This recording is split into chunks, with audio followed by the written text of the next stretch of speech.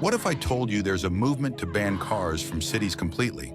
No more traffic jams, no honking horns, no air filled with pollution. Sounds amazing, right? But let's be real. How would people get to work, grab groceries, or pick up their kids from school? Some call this idea the future of urban living. Others say it's just plain impossible, while advocates argue it's the future of urban living. Is a car-free city a dream come true or a disaster waiting to happen? Stick around because what you're about to learn might just change the way you see your city forever. Cities today are designed for cars, not people. Streets, highways, parking lots, and gas stations, every inch of urban planning has revolved around making cars the kings of the road. But what's the cost of this car obsession? Air pollution is suffocating our cities. Traffic jams waste hours of our lives every week. And accidents, deadly, heartbreaking accidents, claim over 1.3 million lives every year. That's more than the population of some small countries. Now picture a city built for people instead of cars.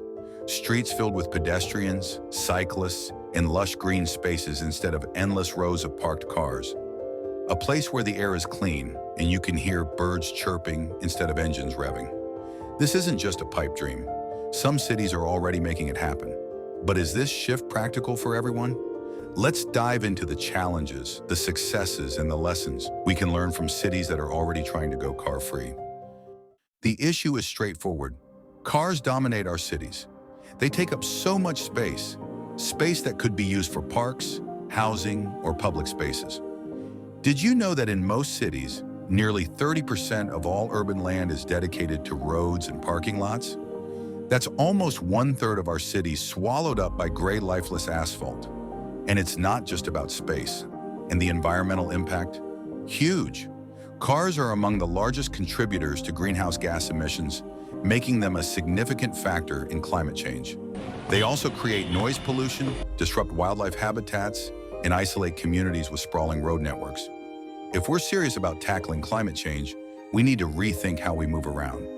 But here's where it gets tricky. Cars aren't just a luxury, they're a necessity for many. Imagine living in a suburb without reliable public transport. How would you get to work or run errands without a car? For families, cars are often the only way to juggle school runs, groceries, and social activities. For delivery drivers and small businesses, cars are critical to keeping operations running smoothly.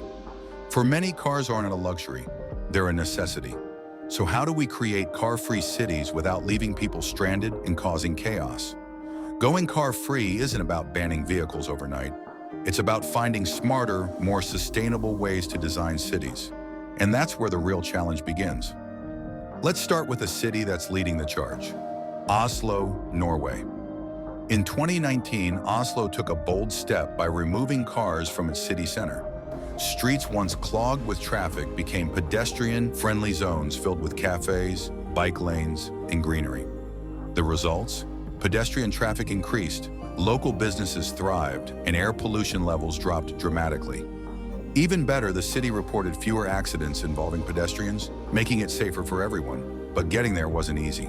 Oslo had to invest millions into public transportation, build parking facilities on the outskirts of the city, and create innovative solutions for deliveries. For example, they introduced electric cargo bikes to replace delivery vans in the city center. While many residents embraced the changes, others resisted, claiming the changes made life more inconvenient. But over time, many came around. The benefits became undeniable, and more people adapted to the new way of living. Now compare that to Jakarta, Indonesia. Every Sunday, the city hosts Car-Free Day, where major streets are closed to vehicles. People flood the roads to bike, jog, enjoy the open space, and even hold street performances. It's a weekly reminder of what a car-free Jakarta could look like. However, come Monday morning, the streets are once again jam-packed with cars, and so does the smog return. Jakarta's experiment shows the potential of going car-free, but also highlights the challenges of making it a permanent reality. Meanwhile, cities in the United States are taking baby steps. New York City's Times Square, once overrun with taxis and buses, has been transformed into a bustling pedestrian plaza. Cafe tables and chairs now fill the space where cars used to crawl. While many New Yorkers love the change, critics argue that the city hasn't done enough to expand its subway and bus systems to support the increased pedestrian flow. But here's the thing, going car-free isn't just about banning cars overnight.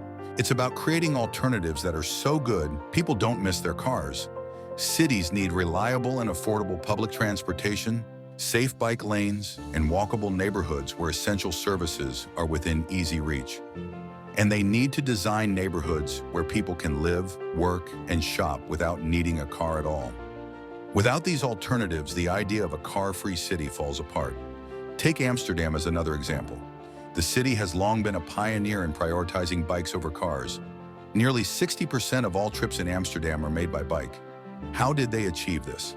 By building a network of dedicated bike lanes, offering bike-sharing programs, and making car ownership less appealing through high parking fees and restricted access to certain areas. The result is a city where biking is faster, cheaper, and more convenient than driving. But not every city can replicate Amsterdam.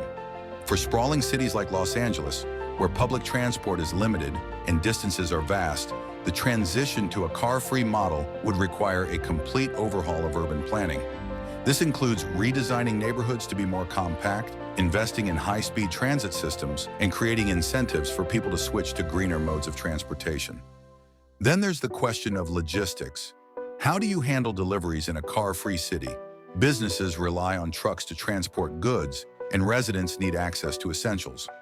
Some cities are experimenting with solutions like underground delivery systems and electric cargo bikes.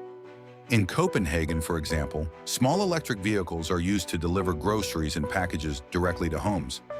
These innovative approaches show that with creativity and investment, even the most complex challenges can be addressed. Emergency services are another critical concern. How do ambulances and fire trucks navigate a city without cars? Cities like Amsterdam and Oslo have addressed this by using narrow, bike-friendly emergency vehicles that can access pedestrian areas. Additionally, having more walkable neighborhoods means faster response times for emergencies, as services don't have to navigate through traffic. It's not perfect, but it's a start. Of course, there are cultural and social barriers to consider. In many countries, car ownership is seen as a status symbol. Giving up a car can feel like giving up independence. Changing this mindset requires not just better infrastructure, but also a shift in how we think about transportation and community living. And let's not forget the economic implications. The car industry is massive, providing millions of jobs worldwide. A sudden shift away from cars could disrupt economies and livelihoods. That's why the transition needs to be gradual and carefully planned, with support for industries and workers to adapt. So, is a car-free city really possible? The answer isn't black and white, it lies in balance. Cities like Oslo and Amsterdam show us that with the right planning and investment, it's possible to reduce our reliance on cars and create urban spaces that prioritize people. But for cities like Jakarta or Los Angeles, the road to a car-free future is much longer and more complex. Imagine walking down a street where kids play freely, neighbors gather without the noise of engines, and the air feels crisp and clean. That's the dream of a car-free city. But to get there, cities need to think big and act smart. It's not just about getting rid of cars, it's about designing cities where people come first. Car-free cities might sound like a wild idea, but they're not impossible. They're already becoming a reality in some parts of the world.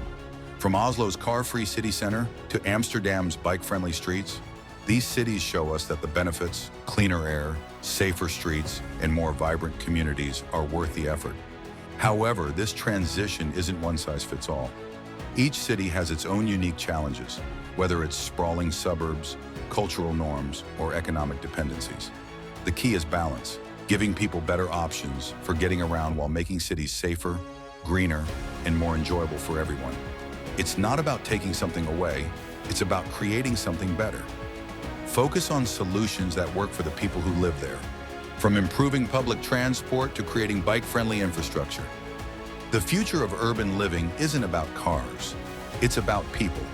It's about creating spaces where everyone can thrive, breathe, and connect. Whether you see car-free cities as utopia or unthinkable, one thing is clear: the way we design our cities needs to change. If you're curious about more ideas shaping the future of cities, hit that subscribe button and check out our next video. You won't want to miss it.